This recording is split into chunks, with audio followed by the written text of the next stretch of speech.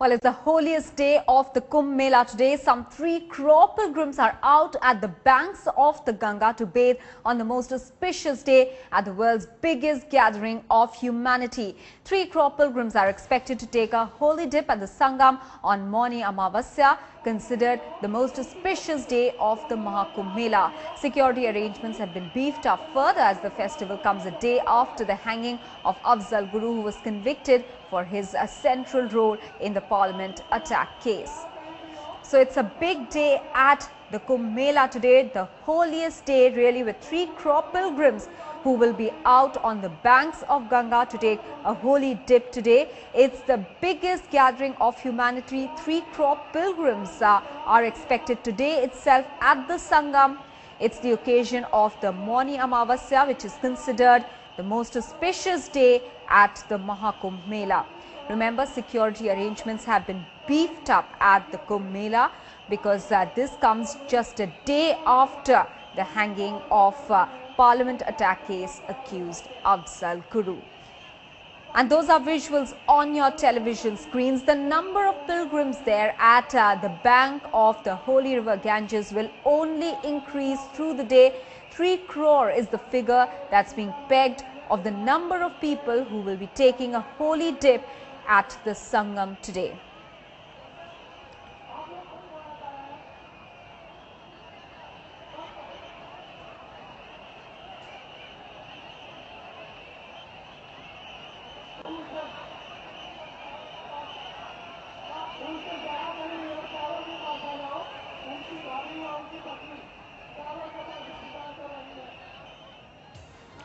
Massive security arrangements in place on the occasion of Mauni Amavasya, the day when largest congregation of people happens here at the confluence of the Ganges and the Yamuna at Kumbh. The people have started arriving here from early in the morning, and the holy snan, the holy bathing is going to continue the entire day round.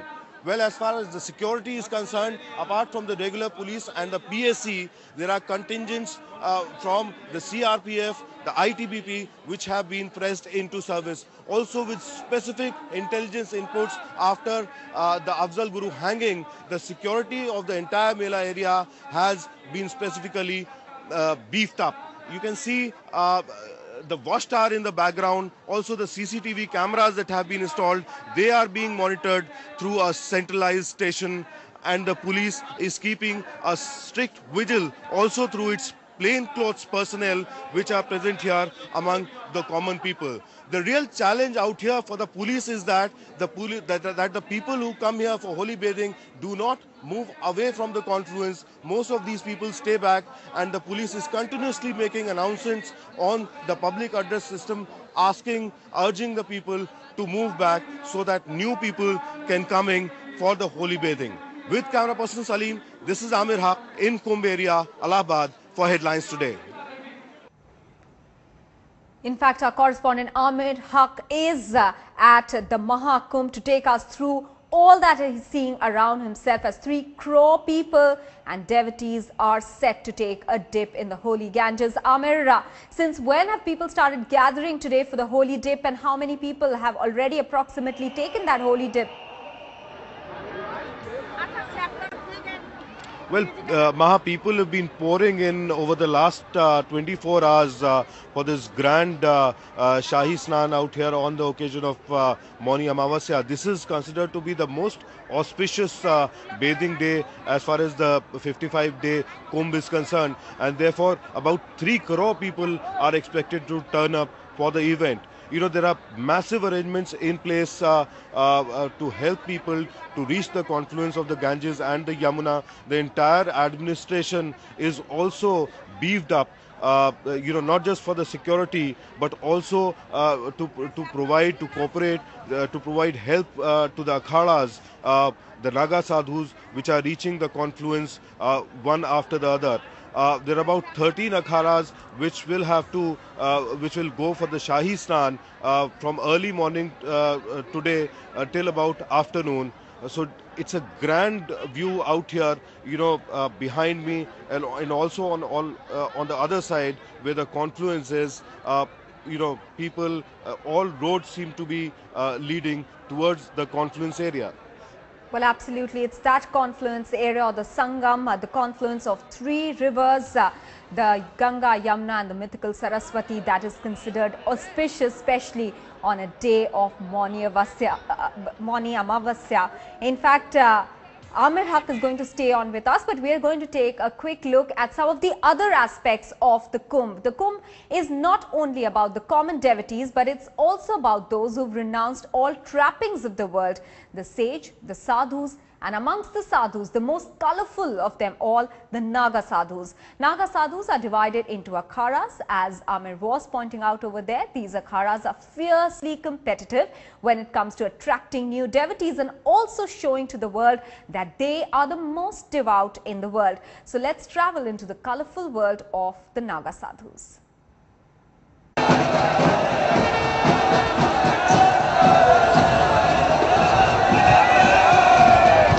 They are one of the most popular attractions of the Kumbh Mela.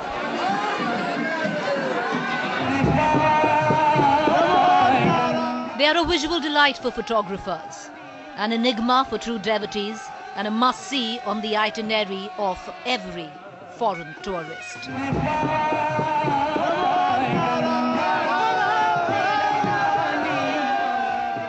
For the ash-smeared, chillam-smoking, stark-naked Naga sadhu are often the picture postcard image of religious India.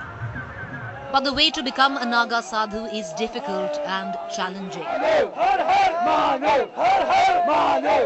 Attracted by folklore about the Naga sadhu's miraculous powers and tremendous physical strength, every year many young men attempt to become part of this charismatic bunch. After a rigorous period of brahmacharya, which may take 6 months to 12 years, few of them manage to make it. The gurus have to be satisfied that the aspirant is free of lust and materialism, and only then is Diksha bestowed. After one passes the test of celibacy, he is conferred the title of Mahapurush and is allowed to wear unstitched saffron clothes. In the next stage of Avdhut, the man has to perform his own symbolic funerary rites. He becomes dead to the rest of the world. Then comes the final stage of Angbhang. The Avdhut has to stand for 24 hours under the flag of the Akhada, exposed to the elements and without food or water. Only after this does he become a Naga sadhu. बहुत कठिन प्रक्रिया है। 2 दिन रात में नंगे ही तपस्या कराया जाता है। डंडी सन्यासी बनाने के लिए रात के लक्कड़ जला के फिर महापुरुषों को अब उस मंत्र का जाप करना पड़ता है। फिर महामंडलेश्वर आचार्य गुरु आएंगे, उनको ले जाएंगे, फिर उन लोगों को पिंडदान कराएंगे, फिर विजय हवन संस्कार कराएंगे, फिर रात्रि में उतने टाइम लाएंगे धर्मध्वजा के नीचे, फिर 4 बजे रात्रि में धर्मध्वजा के नीचे दिगंबर गुरु उनको झटका लगा के और दिगंबर उनको दिगंबरी कराएगा। डॉक्टरी की डिग्री से भी बड़ी कठिन, यानी पीएचडी की डिग्री से भी कठिन डिग्री मानी जाती है नागा की डिग्री लेना। However, the number of new aspirants who want to be a Naga sadhu has come down drastically in recent times, thanks to ordeals of tough penance and tougher initiation rites. उनकी संख्या में कुछ कमी इस दृष्टि से जरूर आई है कि न केवल वो कड़ा अनुशासन है, बल्कि एक कष्ट साध्य जीवन भी है, पर हम ऐसा नहीं कह सकते कि उसका ह्रास हुआ है। The Naga sadhus are categorized into akhadas just like regiments in an army. They hold sticks, spears, swords and trident as a symbol of their identity. All the 13 main akhadas have Nagas amongst them, but the Panch Dashnam Juna Akhada, based in Kankhal, Hardwar, has the largest number of Nagas.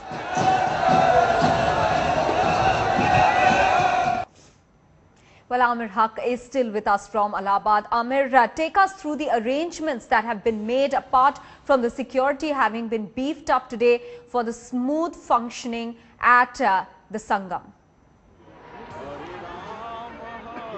Well, Maha, right now, the topmost on priority for the Mela administration is to coordinate the Shahi Snan that is taking place a little distance from here towards Sangam, because the akhadas, one after the other, will have to, move in a procession towards the Sangam, and that is something that the administration wants to see passes off very peacefully. On the other side are, common people who are coming in and converging towards the Sangam. The problem with with managing the common people out here is that most of these people tend to stay near the ghats where the holy dip is taking place, and the administration is continuously making announcements over the public address system, asking these people to move backwards after they finish their bathing, just so that the other people can come in. Also, the VVIPs and VIPs have been told to stay at bay, because obviously with such kind of massive crowds that have converged over here at the Sangam, it will be next to impossible for the police to provide security to the VIPs. Amir Haq, many thanks for getting us all those details. And as it's clearly visible from those visuals over there, it's a sea of humanity over there at the Sangam today to take that holy dip on the most auspicious day of the Kumbh Mela, the second Shahi Snan.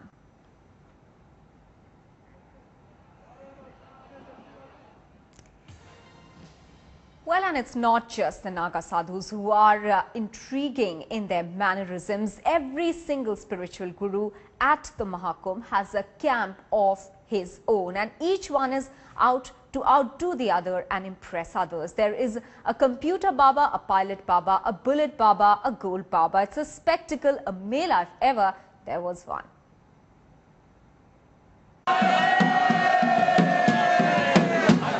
At Kumbh, spirituality brings with it music, color and splendor.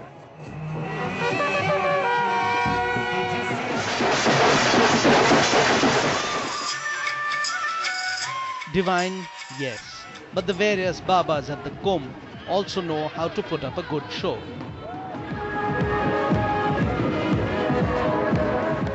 They reach out to the Almighty with an almighty orchestra. Others hold stage with a breathtaking display of martial arts.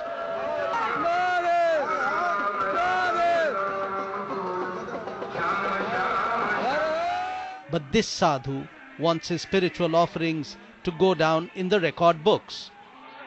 ऐसे मैं मूछ नर्तक Guinness book of world record दुकान जी इलाहाबाद प्रयाग से पधारा हूं. And then of course there are the bullet babas, zooming in their divinity into the Kumbh Mela. Bullet एक ऐसी bike है जिसको हम चाहे तो पहाड़ों पे चला सकते हैं, रेगिस्तानों पे चला सकते हैं. कहीं भी जाने से बुलेट की एक आवाज़ ऐसी है, बुलेट की दमदार आवाज़ जो है जंगलों में भी बड़े बड़े हिंसक जानवरों को भी भयभीत कर देती है. For those who think spirituality and technology can't go hand in hand, meet Computer Baba. क्योंकि मेरी वर्किंग जो है, मेरा दिमाग जो है, मेरे कंप्यूटर की तरह है, इसलिए लोगों ने जो है मेरा नाम कंप्यूटर बाबा रख दिया. और तब से आज 20 साल हो गए मेरा कंप्यूटर बाबा के नाम से मैं विख्यात. मेरे कोई आयोजन हो, मेरा कोई कार्य हो, इस समाज के कार्य हो, जो भी हो, तो मैं इतना फास्ट करता हूँ, इतना बढ़िया मैनेजमेंट करता हूँ कि लोग दांतों तले उंगली दबा देते हैं. But for some people at the Kumbh, the journey is the destination, and thought transcends all barriers that boxes the conscious. Name is a concept that goes for the individual, and there's only one universal consciousness, so everyone has no name. But most tourists at this grand spectacle are mere viewers, drawn by pure, unadulterated curiosity, because the Mahakumbh, for them, is a fascinating oddity that extends in all directions. We've spent the whole day sitting and just watching everyone come in and out of the water. Because we weren't raised with the same beliefs or religion, but it's still amazing that so many people come just to one place just to bless themselves and really believe in that. So yeah, it's really cool. And I heard about the Kumbh Mela, about some tourists, some people I met on my journey, and that said that's an amazing place to be. A Kumbh is certainly an amazing melting pot of spirituality and individuality, and the experience is hard to describe, and best experienced only firsthand. Ask anybody who has been here, and that is the answer you will get. Well, the Kumbh is the largest congregation of humanity at any place, a phenomenon of faith which has moved millions across the globe. The unflinching faith on display at the Mahakumbh has gone on to become case studies with numerous universities. The massive show of religious devotion is so unique that it has even attracted the attention of Harvard University. 6 of its departments are collaborating to understand the Kumbh Mela phenomenon. Intrigued by the sheer scale and complex dynamics of the Mela, a group of top Harvard dons have been quietly working on a big multidisciplinary project to study its various aspects. The ambitious plan has been dubbed Mapping India's Kumbh Mela. The idea came to us when 2 different faculty, one from design school and one from religion, were saying this phenomena is going to happen. So it's very interesting that we need to study, and they were both interested in studying. When we started to talk about this project across Harvard, there were folks, faculty from public health who are studying sanitation, who are studying health centers, who are studying temporary settlements. They were also very interested ki how does the governance of something like this that is serving millions of people, how do they do this so quickly, so efficiently, so rapidly? Teams of professors, researchers and students from across Harvard are meeting under one roof at the Kumbh to explore diverse issues related to rapid urbanization, public health, business and religious expression at this year's festival. The Mela's lessons, researchers hope, could be applied in many situations. The Kumbh that we actually see isn't really what the Kumbh is all about. So what we've been trying to do is bring a team of very different kinds of people. We have people who study religion, which is what everyone thinks the Kumbh is about. We have people who are studying the public administration, how things are organized, people who are studying traffic patterns, people who are studying sanitation, people who are studying how vegetables are sold, people who are studying how people wash and take care of themselves. And when all of this comes together, you see that the Kumbh is really different. It's a whole that's bigger than all the individual parts. So I would say that's the one lesson that so far we've taken away. And it's exactly this that sets the Kumbh apart. It's different things to different people, yet it still remains unique.